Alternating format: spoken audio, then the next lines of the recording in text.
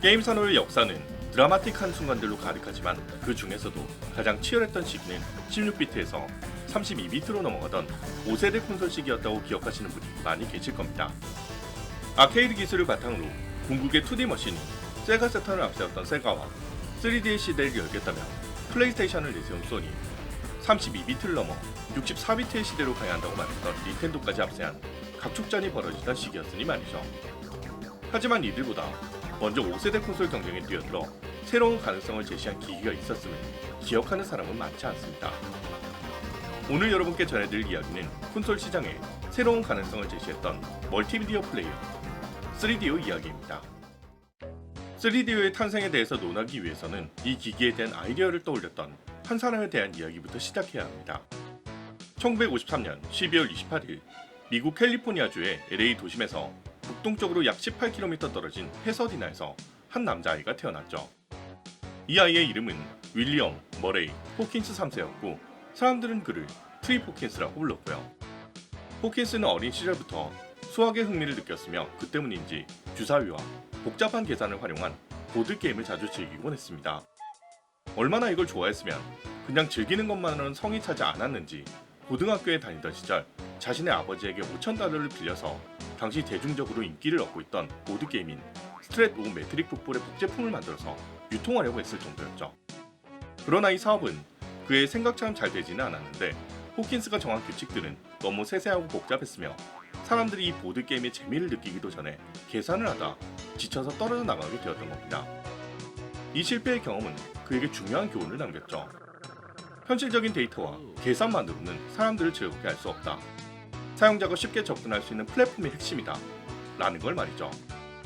이후에 그는 부모님에게 저당 잡힌 5,000달러의 빚을 갚기 위해 열심히 공부를 해서 하버드 대학에 들어가게 되었고 그곳에서 그의 인생을 바꿀 만남을 가지게 되었으니 그건 바로 컴퓨터라는 최신 문물을 직접 경험한 사건이었습니다. 앞으로 7년만 있으면 이 놀라운 기술이 대학 같은 곳뿐만 아니라 모든 가정에 들어오게 될 거야. 각 가정에 한 대의 컴퓨터가 놓여진 시대가 찾아오면 내가 구사한 것들을 컴퓨터가 재현해주는 미래가 찾아올 거라고. 컴퓨터라는 혁신적인 기기가 자신이 과거에 제작했던 시스템을 누구나 즐길 수 있도록 바꿔줄 시대가 올 거라고 생각한 거죠. 그리고 이 같은 생각을 주변에도 적극적으로 이야기하면서 뭐잖아, 기술이 세상을 바꿀 것이라며 설파곤 했는데 주변 사람들은 그런 호킨스를 보면서 괴짜라고 부르곤 했지만 역시 천재는 천재를 알아보는 법입니다. 그런 그에게 주목을 했던 사람이 있었으니 그건 바로 애플의 공동 창업주였던 스티브 잡스였고 그의 권유로 호킨스는 애플 주식의 0.5%를 받으며 69번째 애플 사원으로 입사하게 되죠. 애플에서 애플2의 판매와 리사 개발에 참여하며 경험을 쌓은 호킨스는 이제 컴퓨터가 가정에 보편적으로 보급되는 시대가 왔음을 직감합니다. 입사로부터 6년이 지나 애플의 주식 가치는 급상승했고 호킨스가 생각했던 변화의 시기인 1982년이 찾아왔죠. 때가 무르익었다고 판단하고 호킨스는 자신과 뜻을 같이 하는 사람들과 함께 애플에서 독립해서 새로운 사업을 시작하기로 합니다. 그리고 퍼스널 컴퓨터용 게임을 제작해 판매하는 회사를 세우며 어메이징 소프트라는 이름으로 사업자 등록을 마치게 되죠. 그런데 사업자 등록을 마치고 온 호킨스가 회사의 이름을 알려주자 함께하는 직원들이 크게 불평하면서 우리의 보금자리가 될 회사 이름이 그게 뭐냐며 좀 더 세련된 이름으로 바꿔주길 요구합니다. 이런 아무것도 아닌 일로 반대에 부딪힐 거라고 생각하지 못했던 호킨스는 넋을 잃고 있다가 이내 그들의 의견을 수용하고 이름을 바꾸게 되죠. 그렇게 바뀐 이름이 바로 일렉트로닉 아츠, 여러분께서 알고 계신 EA이며 호킨스는 훗날 세계 유수의 게임 회사 중 하나가 되는 EA의 창립자였던 겁니다. EA는 상당히 획기적인 방식으로 성공적으로 업계에 뛰어들게 되는데 당시의 게임 프로그래머들의 대우는 매우 참담했습니다. EA는 이렇게 푸대접받던 프로그래머들을 아티스트라고 부르며 우대했고 그들의 이름을 따서 게임 패키지에 새겨 넣었죠. 게임 개발에 필요한 자금을 대지만 개발 과정에는 일체 간섭하지 않았으며 성공의 과실을 적절히 나누는 효과적인 협력 체계를 구축했습니다. 그러나 모자라 게임업계에 엄청난 여파가 불어닥치게 되는데 그건 바로 아타리 쇼크였죠. 다들 아시다시피 아타리 쇼크는 북미 지역의 콘솔 시장을 완전히 붕괴시킬 정도로 엄청난 파급력을 발휘했습니다. 이로 인해 북미의 게임 시장은 완전히 재편되었는데 콘솔 게임기가 아닌 개인용 PC를 중심으로 게임 산업의 무대가 옮겨가게 되었죠. 그래서 코모도 64나 아미가 1000, IBM PC는 물론이고 다양한 규격의 컴퓨터들이 난립하면서 호환성 따위는 없는 무한 경쟁 시대가 열리게 됩니다. 이게 어느 정도였냐면 같은 회사에서 개발한 애플2와 매킨토시 간의 호환조차 안 될 정도였으니 다른 회사들은 말할 것도 없겠죠. EA는 이러한 PC 플랫폼의 규격 난립으로 인해 각 기종별 호환성 문제에 직면했고 개발 환경의 복잡성으로 어려움을 겪었습니다. 당시 EA의 개발실에는 서로 다른 규격의 컴퓨터 200대가 놓여있을 정도였죠. 그러나 이때 게임업계의 혜성처럼 나타나 통일된 규격으로 시장을 제패하는 기기가 하나 나타났으니 바로 닌텐도의 NES였죠. 저렴한 하나의 기기를 구입해서 다양한 게임을 즐길 수 있는 NES는 순식간에 북미 시장을 장악했으며 개인용 컴퓨터의 수요는 점차 줄어갑니다. 이로 인해 EA는 창립 6년 만에 처음으로 적자를 보기에 이르렀고 그들 역시 생존을 위해서 NES의 서드파티로 참가하는 걸 고려할 수밖에 없었죠. 하지만 닌텐도와 EA의 관계는 결코 좋아질 수 없었는데 그건 바로 EA의 운영 방침과 닌텐도의 서드파티 관리 정책이 서로 상충하기 때문이었습니다. EA는 다수의 게임 제작자를 고용해서 여러 개의 팀을 구성한 다음 많은 게임을 출시해서 수익을 얻는 구조였죠. 그러나 닌텐도의 핵심 서드파티 관리 정책 중 하나가 바로 1년에 일정 숫자 이상의 게임을 제작할 수 없게 만드는 것이었습니다. 지금까지 일본의 게임 제작사에 대해서 이야기하다 보니 이게 일본에만 적용되는 정책이라고 오해하시는 분도 계셨겠지만 닌텐도는 의외로 해외의 서드파티들에게도 일본의 서드파티와 거의 비슷한 조건으로 공평하게 제한을 두도록 했었죠. EA는 개인용 컴퓨터로 수많은 게임을 제작했던 오래된 게임 회사였지만 닌텐도에게 있어서는 평범한 외국계 서드파티 중 하나일 뿐이었습니다. 1년에 5개까지라는 소프트웨어 종류 제한뿐 아니라 카트리지 제작에도 상한선을 두었으며 이 당시에도 굉장히 엄했던 닌텐도 체크라고 불리는 표현의 수위 제한에 더해 EA가 보기에는 말도 안 되는 수준의 로열티를 요구하는 것도 수용하기 어려웠죠. EA가 취할 수 있는 선택지는 몇 가지가 있었고 호킨스는 그 선택지를 놓고 고민하다 마침내 새로운 카드를 빼들게 됩니다. 그렇게 호킨스는 세가 아메리카의 사장인 톰 칼린스키와 만나게 되죠. 교섭을 위해 칼린스키와 만난 호킨스는 적잖이 실망했는데 세가가 내세운 서드파티 조건도 닌텐도와 크게 다르지 않았기 때문입니다. 그러나 호킨스는 교섭을 위한 사전 준비를 통해 비장의 카드를 준비하고 있었고 그것을 꺼내서 탁자 위에 얹어 보였죠. 칼린스키는 그걸 보고 경악할 수밖에 없었는데 그건 바로 북미판 메가드라이브인 제네시스용 카트리지였기 때문이었습니다. 그것도 대문짝만하게 EA라는 로고가 박혀 있었으니 이건 EA가 이미 제네시스를 리버스 엔지니어링해서 게임을 제작했다는 소리였죠. 이걸 본 칼린스키는 분노하면서 라이센스를 무시하고 게임을 개발하다니 절대로 용인될 수 없는 일이라며 당장이라도 법적 조치를 취하겠다고 말합니다. 그 말을 듣자 호킨스는 자신의 서류 가방을 열고 그 안에서 봉투를 하나 꺼내 칼린스키에게 내밀었죠. 칼린스키는 그걸 보고는 또 한 번 깜짝 놀랐는데 그건 $10,000,000짜리 수표였기 때문입니다. 칼린스키가 금액을 확인하고 호킨스를 바라보자 그는 싱긋 웃으면서 말하죠. 저희가 귀사의 허락 없이 임의로 소프트웨어를 제작했으니 그에 맞는 적절한 성의를 표시해야겠죠. 그보다 제 생각에는 저희가 좀 더 원만하게 문제를 해결할 수 있는 좋은 방법이 있을 것 같은데 이걸 먼저 논의하시는 게 어떻습니까? 그 말을 듣는 칼린스키의 두뇌는 빠르게 회전을 시작했는데 단기간에 제네시스의 리버스 엔지니어링을 해낸 EA의 개발력은 확실했고 세가에게는 닌텐도에게 대항할 만한 소프트웨어 라인업이 필요했으며 두 회사의 시너지는 분명한 상승 효과를 기대할 수 있었죠. 또한 EA에게는 규제에서 자유롭고 더 많은 수익을 올릴 수 있는 새로운 플랫폼이 필요했습니다. 이렇게 EA가 맞아떨어진 두 회사는 교섭 끝에 EA를 세가 북미 지역의 제1 서드파티로 맞이하드리는 데 합의하죠. 최종적으로 세가는 EA에게 1년에 16개까지의 소프트를 발매할 수 있는 권한과 라이센스 비용을 타사의 절반 수준으로 낮춰주기로 합니다. 이로 인해 EA는 제네시스의 주요 서드파티로 자리잡으며 세가가 북미 지역에서 선전하게 만드는 핵심 요소가 되어주었고 EA 역시 PC 게임 사업 매출이 전년 대비 30%나 줄었음에도 불구하고 그 해의 전체 매출은 13%나 늘어날 정도의 성공을 거두게 되죠. 하지만 호킨스는 여전히 불만이 있었습니다. 게임 산업의 주도권은 플랫폼 홀더에게 있었고 소프트웨어 개발자는 그들의 결정에 좌우될 수밖에 없었죠. 그는 소프트웨어 개발자들에게 더 큰 자유를 주기 위해 새로운 플랫폼을 구상합니다. 그렇게 1990년 말 호킨스는 EA 사장직을 레리 프롭스트에게 넘기고 3DO 프로젝트를 시작하죠. 3DO의 탄생에는 또 한 명의 키맨이 등장하는데 그가 바로 일본의 이매지니어라는 회사에서 근무하던 코다마 아키우미였습니다. 코다마는 미사와 홈이라는 회사에 입사하게 되었는데 이 회사는 원래 게임 업계와는 상관이 없는 회사였지만 일본의 게임 업계가 호황을 누리기 시작하면서 자회사를 만든 후 게임 퍼블리셔로서 게임 업계에 진출했는데 이 회사가 이매지니어였죠.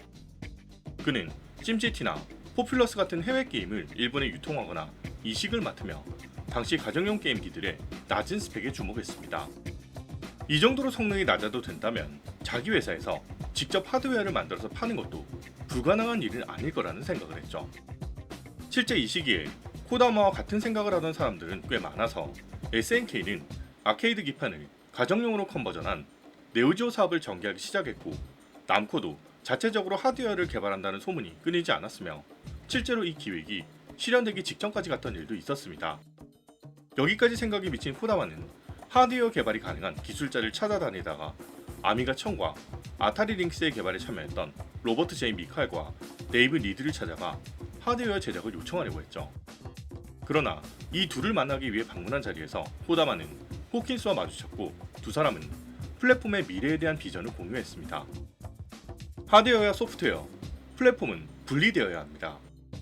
플랫폼 회사는 기술 표준을 제공하고 하드웨어 회사는 그 표준으로 기기를 만들며 소프트웨어 회사는 최소한의 로열티로 자유롭게 게임을 개발할 수 있어야 하죠. 호킨스의 이 말은 게임 개발자에게 있어 그야말로 꿈이나 다름없었고 코다마에게는 이 말이 어두운 밤하늘을 가르는 한 줄기 빛으로 들렸습니다. 두 사람은 이 자리에서 그대로 의기투합하게 되었고 이 플랫폼을 개발하기 위한 사업을 시작하기로 마음먹죠. 새로운 디지털 미디어로 떠오르고 있는 CD롬을 저장 매체로 삼고 오디오와 비디오에 이은 새로운 제3의 디오가 될 디지털 인터랙티브 미디어의 표준을 만들기로 하고 그 이름을 3DO로 결정합니다. 3DO 컴퍼니가 탄생하는 순간이었죠. 두 사람이 구상하는 3DO는 단순한 게임기가 아니라 게임, 교육, 오락 등 다양한 멀티미디어를 아우르는 인터랙티브 멀티플레이어였습니다. 소프트웨어 개발사는 무료로 3DO와 계약할 수 있었고 게임 제작 제한이 없으며 CD 한 장당 3달러의 낮은 로열티만 내면 됐죠. 개발 툴은 매킨토시 같은 저렴한 PC로 제공되었고 CD 제작도 개발사가 직접 교섭하면 된다고 생각했습니다. 3DO 컴퍼니는 소프트웨어 개발을 하지 않음으로써 중립적인 플랫폼 홀더로 자리 잡으려 했고요. 즉, 3DO는 특정 하드웨어를 지칭하는 게 아니라 엄밀히 말하면 3DO사가 제시한 통일된 규격의 이름이었던 셈이죠. 이 게임에 국한되지 않는다는 비전은 유니버설 스튜디오, 타임워너 같은 미디어 거물들의 투자를 이끌어냈습니다. 당시에는 멀티미디어 시장이 게임 산업보다 몇 배나 큰 시장이었고 거기에 침투할 수 있는 3DO의 잠재력을 높이 평가한 거죠. 당연하지만 호킨스가 EA의 창업자였던 만큼 EA 역시 새로운 수입원이 되어줄 플랫폼으로 3DO를 점찍고 있었습니다. 그리고 뒤이어 어떤 회사가 이 프로젝트의 참여 의사를 밝힘으로써 본격적으로 3DO 프로젝트를 진행할 수 있게 해주었으니 그게 바로 일본의 마치시타 전기, 여러분께서 잘 알고 계신 파나소닉이었죠. 마치시타는 일본을 대표하는 전기 메이커로서 세탁기와 냉장고 같은 백색 가전에서부터 조명이나 배선 같은 사소한 것까지 만드는 곳이었습니다. 1970년대에서 80년대에는 그야말로 일본을 대표하는 기업 중 하나로서 현재 우리나라의 삼성과 동등 혹은 그 이상의 위상을 가지고 있었죠. 그러나 1990년대에 접어들면서 마츠시타는 다소 주춤하고 있었는데 그건 바로 전자산업의 가장 큰 라이벌이었던 소니의 성장 때문이었습니다. 소니는 1968년에 개발한 트리니트론 TV를 시작으로 1979년에 워크맨을 히트시키며 전 세계적인 전자기기 회사가 되었으며 디스크맨과 음악 CD 사업을 통해 음향기기 사업의 중심에 서며 마츠시타의 강력한 라이벌로 자리 잡게 되었죠. 마츠시타는 반도체 생산 및 개발을 하고 있었기에 간발의 차이로 소니를 따돌리고는 있었지만 계속해서 따라잡히는 모양새였습니다. 바로 이때 3DO 컴퍼니 일본 지부의 사장을 맡았던 코다마가 꺼낸 새로운 시대의 멀티미디어 머신이라는 단어는 마츠시타의 사장이었던 모리시타 요이치의 눈빛을 변하게 만들었고 마츠시타가 3DO의 핵심 투자자로 참여하게 만들었죠. 이 시기 TV와 VHS 비디오 시장은 이미 포화 상태였고 마츠시타는 새로운 매체를 사용하는 차세대 미디어 시장의 점유를 노리고 있었습니다. 3DO는 비디오 CD를 재생하는 기능을 내장하고 있었고 이것을 어필하면 VHS 비디오의 다음 세대의 위치를 독점할 수 있다고 판단한 거죠. 그렇게 거대 기업 마츠시타가 3DO의 투자자이자 하드웨어 제작 기업으로 참가하면서 미국 최대의 통신사였던 AT&T를 비롯해 일본의 산요전기와 대한민국의 3대 전자기업 중 하나였던 금성, 그러니까 현재 LG전자가 이 사업에 참여하는 연쇄 효과로 이어집니다. 사업 규모로 따지면 독자적으로 플레이스테이션을 제작하기로 결심한 소니보다도 훨씬 거대한 규모의 사업이었던 셈이죠. 이때의 기세가 얼마나 대단했느냐 하면 닌텐도와 결별이 거의 확정된 소니에서도 쿠타라기 캔을 보내 이 사업에 참가하는 걸 고려했을 정도였습니다. 물론 소니의 참여는 마츠시타가 결코 달가워할 일이 아니었고 쿠타라기의 개인적인 사감으로 인해 소니의 참가는 불발로 끝나게 되죠. 참가할 기업들과 사업의 규모가 정해지자 본격적으로 하드웨어의 개발에 들어가게 되었고 메인 개발사를 맡게 된 마츠시타는 MSX 팀의 개발팀을 해산하고 이들을 3DO 팀으로 재편한 뒤 3DO 리얼의 하드웨어 설계에 들어가게 됩니다. 마츠시타가 설계한 3DO의 개발안은 당시 비디오 게임 시장을 주도하고 있던 슈퍼 패미컴이나 메가드라이브를 월등히 능가하는 성능을 자랑했습니다. 32비트 CPU를 사용한 프로세서에 더해 비디오 CD 재생 기능을 내장하고 AT&T사가 모뎀과 셋탑박스 유닛을 제공하는 게 기본 컨셉이었죠. 그러니까 게임을 즐기는 것뿐 아니라 비디오 CD를 재생할 수 있으며 TV에 연결하면 셋탑박스를 활용해 위성방송도 볼 수 있는 기기였던 겁니다. 마츠시타는 과거 MSX에 참여했던 경력과 일본 내 마츠시타의 위상을 이용해 소프트웨어 제작사들을 초빙해 제작 발표회를 열죠. 1993년 7월 호텔 오쿠라에서 열린 이 사전 발표에 참여한 게임 제작사 관계자는 약 300여 명이었고 모리시타 사장도 직접 참가했습니다. 이 자리에서 모리시타 사장이 내놓은 3DO가 그리는 청사진 및 장래의 계획은 다음과 같았죠. 마츠시타가 제작하는 3DO 리얼은 94년 3월 발매 예정이며 그 가격은 79,800엔, 미국에서는 700달러이다. 발매와 함께 출하되는 3DO 리얼의 대수는 5만 대이며 연내 70만 대 생산을 목표로 한다. 발매 후 2개월 내에 26개 타이틀을 발매할 예정이며 발매 첫 해에 100개의 타이틀을 목표로 한다. 일본 내 유통은 마츠시타 계열의 판매점 2만여 곳을 통해서 마츠시타가 직접 관리한다. 3DO 리얼의 전문 판매점을 설립해서 게임만을 전문적으로 다루는 대형 백화점을 건설할 예정이다. 소프트웨어 생산에 필요한 로열티는 한 장당 800엔이며 로열티 및 CD 제작비, 케이스 비용도 여기에 포함된다. 이 발표를 들은 참가자들은 그 즉시 자신이 뭔가 잘못 들은 게 아닌가 혼란해하기 시작했는데 그건 바로 3DO 본체의 말도 안 되는 가격 때문이었습니다. 당시 세가와 소니가 새로 발매하려고 하는 신형 게임기의 가격이 4만엔 수준으로 잡혀 있었는데 이건 그 2배나 되는 가격이었으니까요.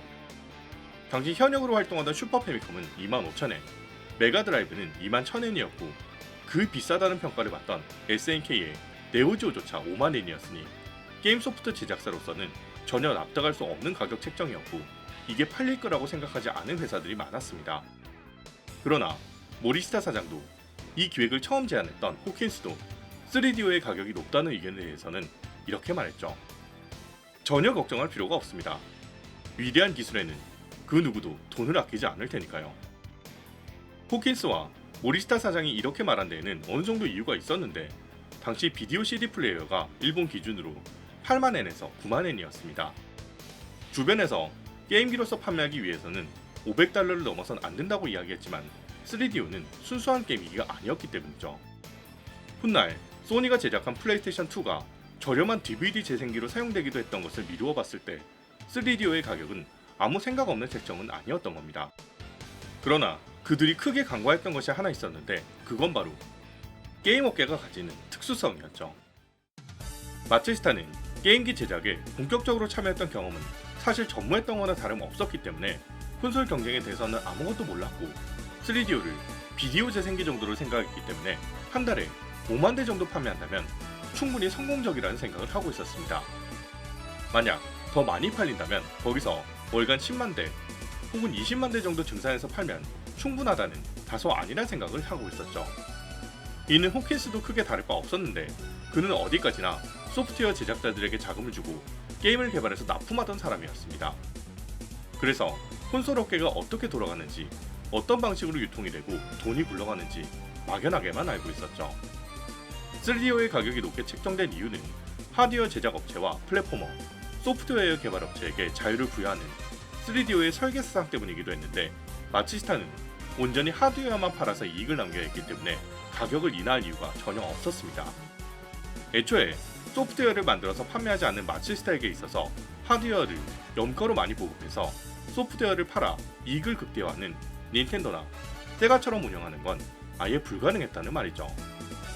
개발자에게 자유를 주기 위해서 제작되었던 이 3DO라는 플랫폼은 처음부터 게임 전용의 콘솔이 아니었다는 설계 사상과 이 기획을 지지하는 자금줄을 대는 여러 회사들이 전문 게임 하드웨어를 다뤄본 적이 없다는 이유로 인해 이렇게 방향성을 잃게 됩니다. 1993년 3분기가 되자 기초 설계가 끝난 3DO는 양산 준비에 들어가게 되지만 개발 중인 소프트웨어는 거의 없었죠. 좀 더 정확하게 말하자면 한 발 앞서 발매가 예정되어 있던 북미 쪽에서는 EA를 중심으로 다양한 게임들이 제작된 상태였지만 일본 측 서드파티들은 서로 눈치만 보고 3DO용으로 게임을 개발하려는 의욕을 전혀 보이지 않는다는 게 문제였죠. 당장 발매가 몇 달 앞으로 다가왔는데 제대로 만들어진 게임은 하나도 없다. 이때가 되어서야 마츠시타는 사태의 심각성을 깨닫습니다. 마츠시타는 부랴부랴 각 소프트웨어 제작사들에게 3DO의 소프트를 제작해주면 최소 5,000장을 구입해준다는 조건을 내걸었으며 오리시타 사장이 직접 캡콤의 츠지모토 사장과 대면하여 20만 장을 선매입하는 조건으로 슈퍼 스트리트 파이터 2X의 독점 이식을 요청하죠.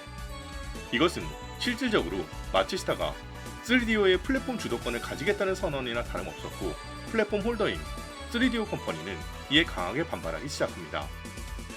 아직 제대로 나오지도 않은 플랫폼의 협력사들끼리 대립이 시작되었다는 건 사실상 이 사업의 실패를 예견하는 것은 다름없었죠. 결국 마츠시타와 3DO 컴퍼니는 몇 번의 논의 끝에 북미 지역에서는 기존의 계획대로 소프트웨어와 하드웨어, 플랫폼의 3권 분립을 유지하고 일본에서는 마츠시타가 주도권을 가지고 사업을 주도하는 타협안을 제시하고 받아들이게 됩니다. 이렇게 말도 많고 탈도 많았던 3DO는 1993년 10월 4일에 북미 지역에서 첫 선을 보였고 1994년 3월 20일에는 일본, 6월에는 유럽, 12월에는 대한민국에까지 차례대로 출시되죠. 시장에 첫 선을 보인 3DO는 기존의 콘솔 게임기를 능가하는 강력한 하드웨어 성능으로 주목받았지만 몇 가지 치명적인 문제가 있었습니다. 이건 당연하지만 699달러라는 초월적인 3DO의 가격 때문이었는데 3DO의 가격을 비디오 CD 플레이어와 비교해보면 언뜻 합리적인 것 같지만 실제로 이 기기를 구입하려는 사람들은 대부분 게이머였고 게이머들에게 이런 기능 같은 건 전혀 필요 없었던 거죠. 왜 플레이스테이션 3가 실패했는지를 알고 계시는 분들은 3DO라는 기기가 많이 팔릴 수 없었던 이유도 쉽게 짐작하실 수 있을 겁니다. 심지어 3DO의 핵심 기능 중 하나인 비디오 CD를 보는 기능도 좀 문제가 있었는데 3DO는 MPEG 코딩을 기본적으로 지원하지 않아서 MPEG-1으로 인코딩된 고화질 영상들의 경우 고화질로 재생하기 위해서는 디지털 비디오 모듈이라는 별도의 주변 기기가 필요했죠. 문제는 이 디지털 비디오 모듈이 200달러, 일본에서는 2만엔이었기에 실질적인 3DO의 가격은 더 올라가게 된 겁니다. 이 주변 기기를 장착하지 않으면 다른 압축 코덱을 사용하거나 소프트웨어 방식으로 처리하는 식으로 우회해야 했죠. 그 결과 게임 내에 포함된 컷신들의 해상도가 매우 낮고 화면이 깍두기처럼 뭉개지거나 색상 표현도 좋지 않았고 프레임마저 낮아졌습니다. 그래서 3DO로 발매된 게임들의 컷신은 대부분 전체 화면이 아니라 작은 창이 따로 켜져서 재생되는 경우가 많았죠. 비싼 가격에 더해 애매한 성능과 발매되는 게임이 상당히 부족하다는 점은 3DO의 흥행을 방해하는 결정적인 요소였습니다. 각 지역의 하드웨어 회사들은 이 문제의 심각성을 느끼고 일제히 가격을 낮춰서 결국 북미의 판매가를 500달러로 하향 조정했고 일본에서는 54,800엔, 대한민국에서는 39만 9천원으로 발매했지만 그럼에도 불구하고 3DO는 여전히 비쌌죠. 이렇게 하드웨어 가격이 하향 조정되면서 마츠시타를 비롯한 하드웨어 제작사들은 적자를 메우기 위해서 하청업체를 통해 게임 제작에 뛰어들 수밖에 없어졌고 그 전까지는 최대한 하드웨어 제작을 미루는 방침을 채택합니다. 이렇게 되자 하드웨어가 부족해져서 많은 수량을 시장에 보급하지 못하게 되고 보급이 많지 않으니 게임 제작도 제대로 되지 않았으며 영화를 제작하는 미디어 제작사 측에서도 영상물을 제작해도 기대만큼 수익을 올리기 어려우니 영화도 안 만들어지는 기현상을 맞이하게 되죠.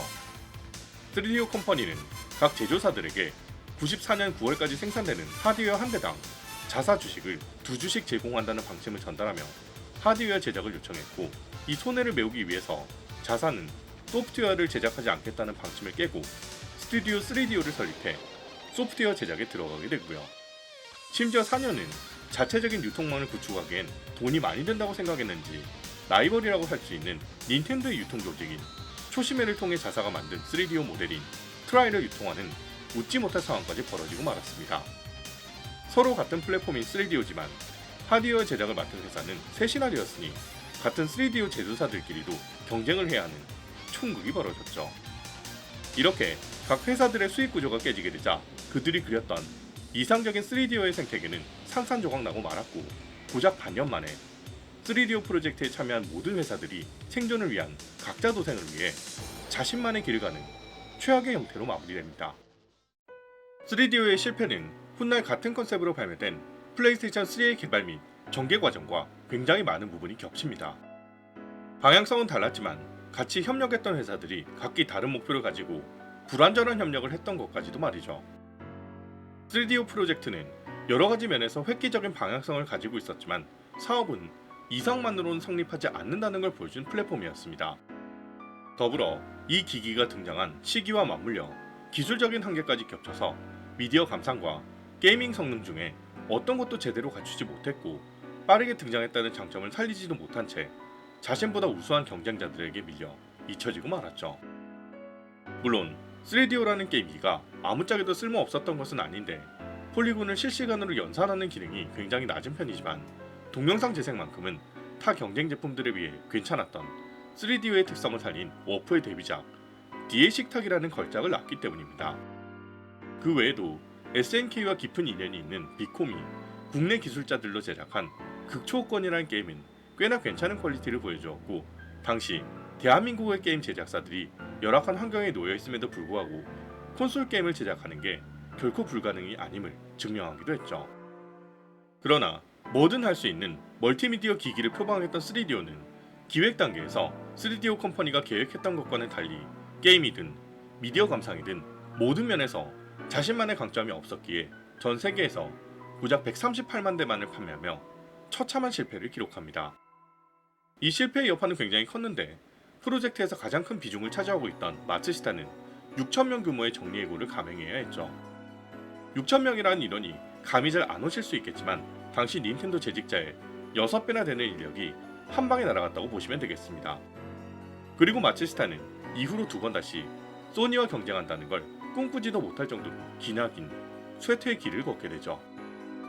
또한 3DO 계획에 가장 앞장섰던 3DO 컴퍼니는 3DO의 후속작으로 기획하던 M2와 3DO의 라이센스를 마츠시타에 1억 달러에 판매하고 플랫폼 사업에서 완전히 손을 떼게 되었으며, 어떻게든 회사를 유지하기 위해서 몇몇 하청사들을 영입해서 완전히 게임 개발사로 탈바꿈하게 됩니다. 이렇게 해서 제작한 게임이 바로 그 유명한 히어로즈 오브 마이트 앤 매직, 그리고 마이트 앤 매직 시리즈였죠. 가전업계에서 내리막을 걷고 있던 사뇨 역시 3DO 기획 이후 계속해서 내리막을 걷다가 결국 마츠시타의 리브랜딩 브랜드인 파나소닉에게 흡수되어 통합되고 말았으며, 금성사 역시 게임 사업에서 완전히 철수하고 2번 다시 콘솔 시장에 발을 들이지 않았습니다. 또한 3DO 사업을 주도했던 권영수 부장은 이 프로젝트의 실패로 인해 LG전자 부장 자리에서 물러났고 퇴사 직전까지 몰리기도 했고요. 3DO라는 이름의 멀티미디어 플랫폼을 기반으로 한 장밋빛 미래를 꿈꾸던 수많은 회사들은 이렇게 꿈을 접어야 했습니다. 야심차게 차세대 미디어 시장과 게임 시장을 통합하려던 멀티미디어 플랫폼 계획 3DO의 화려한 실패 이야기는 여기까지입니다.